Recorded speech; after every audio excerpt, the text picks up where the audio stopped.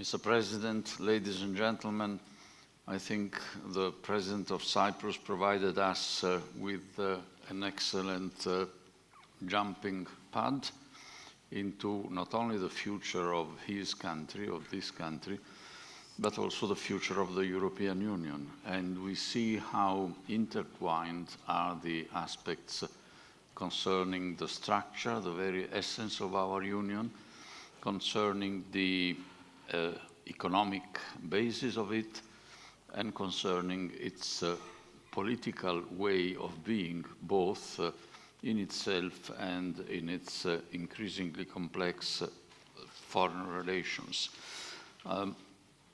In the hope of stimulating a discussion, I will concentrate basically on the relationship that I see, but maybe nobody else sees, so I would probably be wrong in that case, between the every moment discussed issue of the competitiveness of Europe and the balance between action of the markets and action of the state, and the levels between the national and the supranational level.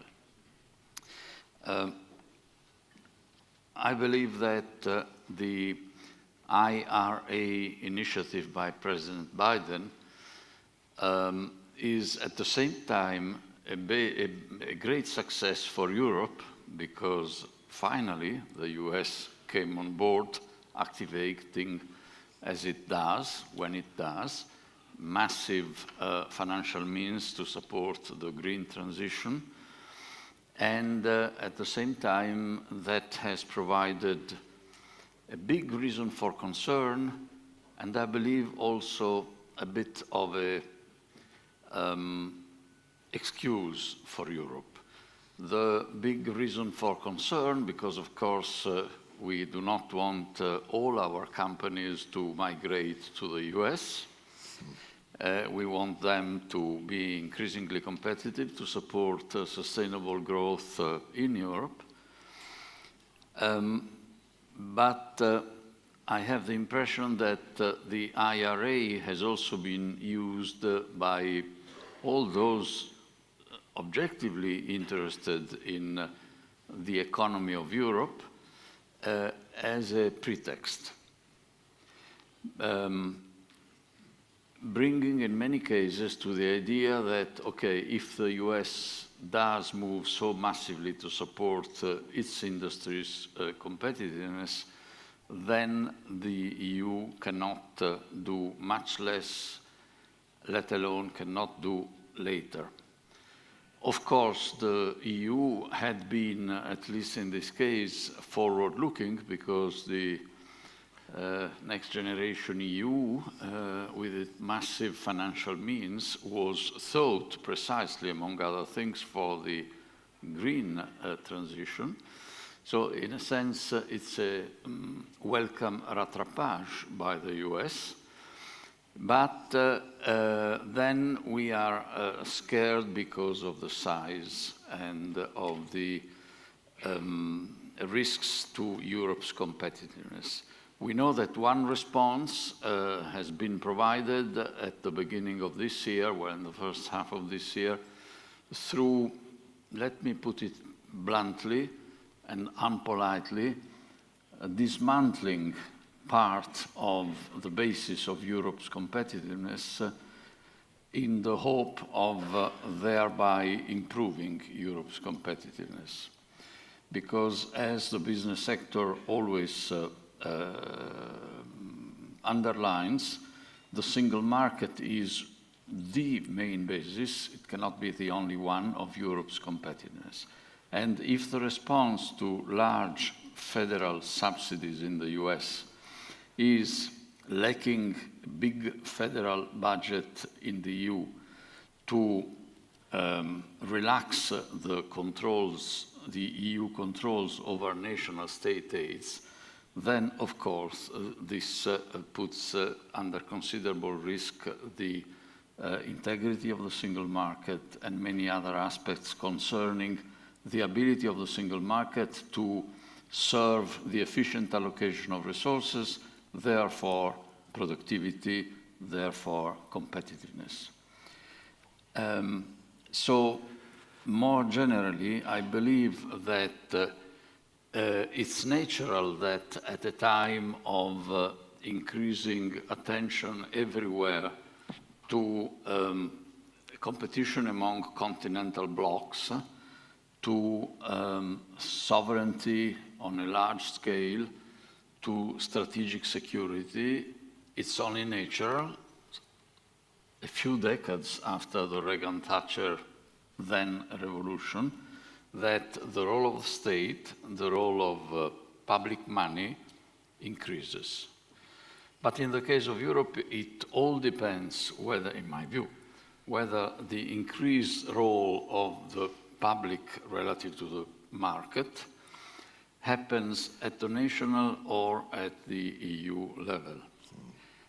If it happens mostly at the national level, specifically also through a relaxation of the system of state aid control, then this means, in my view, a precisely counterproductive response by the EU, because then we would undermine, without speaking about it, a basis of our competitiveness. I think we are coming at the point where the costs of non-political Europe should begin to be considered. We know how important it was, the famous Cecchini report in the 80s, to get traction for the project of Europe 92, the single market.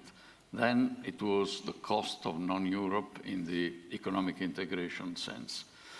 Now, companies, rightly in many cases, complain that the structure of the EU puts them, and therefore us, at a disadvantage relative to other continental blocs, in particular the US. Suppose for a moment that we were, I don't want to arrive at that point, but we were a fully federal state. Well, finally, company would be relieved of the nightmare of state aid control, because the EU could not care less about what happens at the territorial geographical level, just as in the US, the federal sector does not bother too much about putting rules on a fair tax competition or subsidy competition among the states.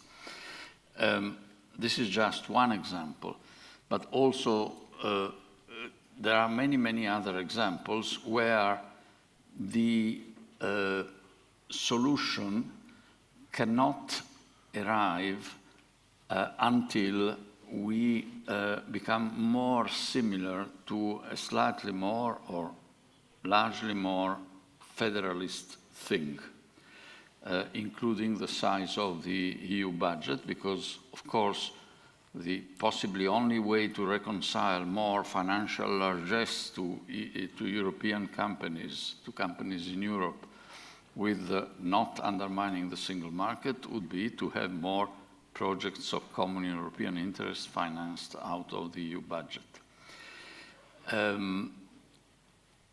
All I want to say, but I think it's not entirely marginal, is that in my view, Europe should decide, sooner or later, whether it wants to continue to be a collection of numerous, very diverse, very positively differentiated member states with the prerogatives that they now have, even with more cultivation of the identity spirit of being a nation, or whether it wants to become more similar to a federal structure.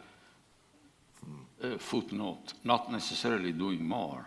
I believe there is a huge role for subsidiarity in many, many things.